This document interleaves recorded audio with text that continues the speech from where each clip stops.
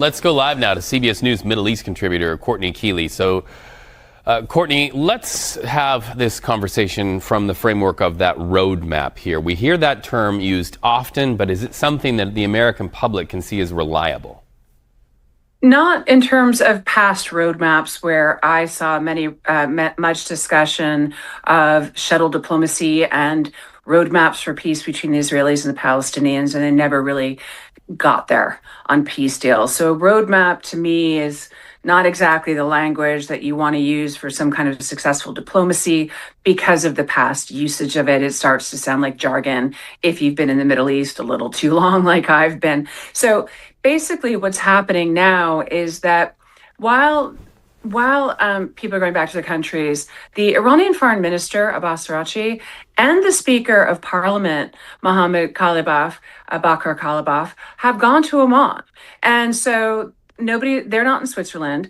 Now, the reason they went to Oman, which is bordering the Strait of Hormuz, is there's some worrisome language in the memo of understanding and this kind of new framework agreement, which is that the maritime services can be restored. And it sounds like Iran could be in charge of the Strait of Hormuz again and possibly charge tolls with Oman. So Oman has been previous times a neutral negotiator, but since this war started and since the cessation of hostilities, it seems like Iran and Oman have gotten closer. That's one thing to watch.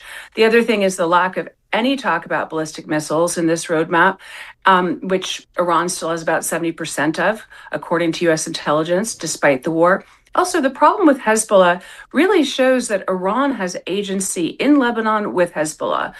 And on February 28th, they didn't. It was after the Supreme Leader Ayatollah Ali Khamenei was killed that Hezbollah launched rockets and missiles, and that started the war in the south. And now Israel is in there. It is part of an Israeli conflict. It is part of what the Lebanese call an occupation and the Israelis call a security zone about 6 miles in. So we're looking at things that they're starting to fix that weren't a problem before the war started.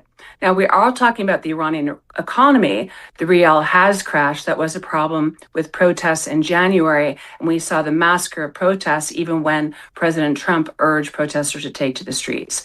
The problem with no human rights mentioned at all in any of these agreements is right now this re-strengthened Iranian regime that really has the son of Ali Khamenei, Mojtaba Khamenei, and a re-strengthening of all of its military might, according to the Iranian Revolutionary Guard. The problem is they are, and the court system is really upticking executions, and we've seen in the last three months them accelerate during this conflict. And at least 45 people have been executed for protesting. There's illegal trials, and there's mass incarceration going under terrible conditions. So while Iran is going to get a lot of infusion of cash, where are they going to put it? What are they going to give it to? The ballistic missile program, Hezbollah, or the people, or line their own pockets? Meanwhile, the real Iranians suffer.